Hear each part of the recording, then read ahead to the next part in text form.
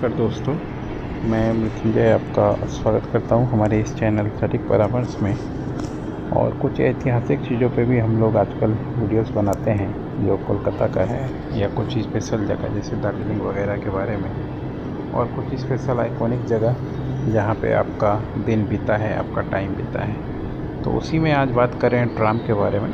Tram बहुत ही famous है कोलकाता में, और आज़ादी के पहले ही ब्रिटिश ने इसको बनाया था, शायद 1858 या ऐसे कुछ साल में ट्राम पहली बार कोलकाता में जो है वो लॉन्च हुआ था।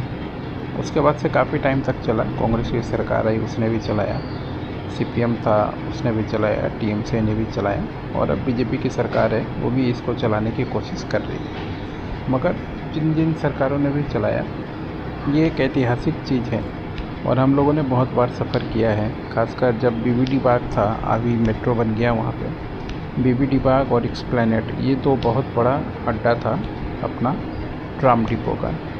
और हम लोग सियालदह से उतर के राजा बाज़ार 14 नंबर वो पीछे की तरफ से ट्राम चलता था, राजा बाज़ार टू बीबीडी बाग, और बहुत आराम से उस पर बैठ के जाते थे। एक तो सबसे अच्छी बात है कि ये सुरक्षित है, और दूसरा है कि आप मतलब बस में क्या है, आप ऊपर चढ़ के बैठते हो, जैसे 2 तल्ला पे बैठे हो, 2 तल्ला 3 फ्लोर पे बैठे हो। और ट्राम में क्या है कि नीचे से आप बैठते हो तो आपको सारा चीज़ दिखाई देता है। आपको रास्ता का नाम, दुकान का एड्रेस, मतलब ऐसा है ट्राम में कि अगर आप ट्राम में बैठ के एक बार जाओ तो इतना तरीके से इसको बनाया गया है कि आप सारी चीज़ें शहर की देख पाओगे कि आप कौन से रास्ते से जा रहे हो, कौन से गली में जा रहे हो, कौन से दुकान के सामने से जा रहे हो। तो आपको कलकत्ता पहचानने में दिक्कत नहीं होगा। मगर बसों में ये दिक्कत है, बसों में आप इतने ऊपर से जाते हैं कि आपको कुछ समझ में नहीं आता कि कहाँ क्या है। नहीं, ये तो एक प्रॉब्लम था ही।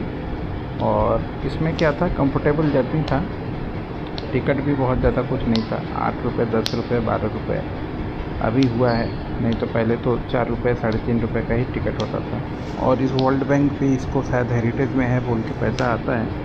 मगर धीरे धीरे इसकी संख्या कमती गई, सड़कें जाम होती गई, और इसका ट्रेन लाइन का रख रखाव कम होते गया। बहुत सारे रूट में ये ट्राम जो है बंद हो गया, और बस कुछ रूट में ही अभी बचा हुआ है, नहीं तो बहुत सारे रूट में पहले ये चलता था। और उसके बाद एम्प्लॉय भी कम हो गए। बहुत सारे एम्प्लॉय जो हैं इसके टॉलीगंज में जो मेस है उसमें रहते थे। हमारे कुछ रिलेटिव भी इसमें ट्राम में काम करते थे, ट्राम के ड्राइवर भी थे, कंडक्टर भी थे।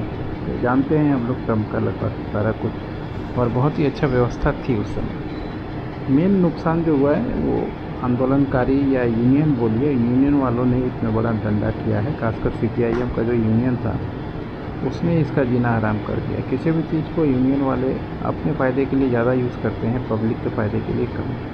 तो यूनियनबाजी हो के इसका सर्विस इतना ख़राब हो गया कि बाद में इसको धीरे धीरे करके जो है साइडलाइन ही करना पड़ा। मगर अब देखिए नई सरकार आई है तो ये पुराने इतिहास को हो सके फिर से दोहराए।